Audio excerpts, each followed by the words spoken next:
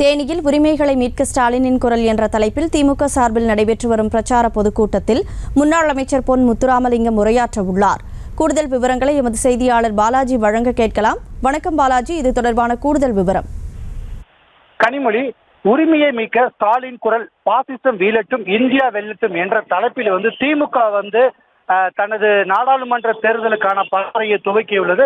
இதன் ஒரு கட்டமா பார்த்தோன்னா தேனி மாவட்டத்திற்கு தேனி நாடாளுமன்ற தொகுதிக்கு உட்பட்ட பகுதிகளில் நடைபெறும் முதல் தேர்தல் திமுக சார்ந்த கட்சி சார்ந்த முதல் பொதுக்கூட்டம் இதுவாகும். இந்த பொதுக்கூட்டத்துல பார்த்தோன்னா தேனி நாடாளுமன்ற தொகுதிக்கு உட்பட்ட தேனி மாவட்டத்தைச் சேர்ந்த 4 தொகுதிகளும், அதே போல பார்த்தோன்னா மதுரை மாவட்டத்தைச் சேர்ந்த 2 தொகுதிகளும் என 6 தொகுதிகளைச் சேர்ந்த கட்சியினுடைய முக்கிய நிர்வாகிகள் மற்றும் சட்டமன்ற உறுப்பினர்கள், மாவட்ட செயலாளர்கள் ஆகியோர் இந்த கூட்டத்தில் கலந்திருக்காங்க.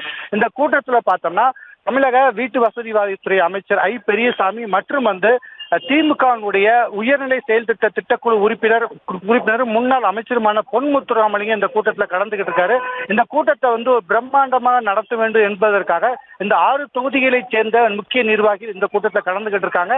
இந்த கூட்டத்தில் பார்த்தோம்னா கடந்த நாடாளுமன்ற தேர்தலில் தேனி தொகுதியில் மட்டும் திமுக கூட்டணி கட்சி கொடுக்கப்பட்டிருக்கு.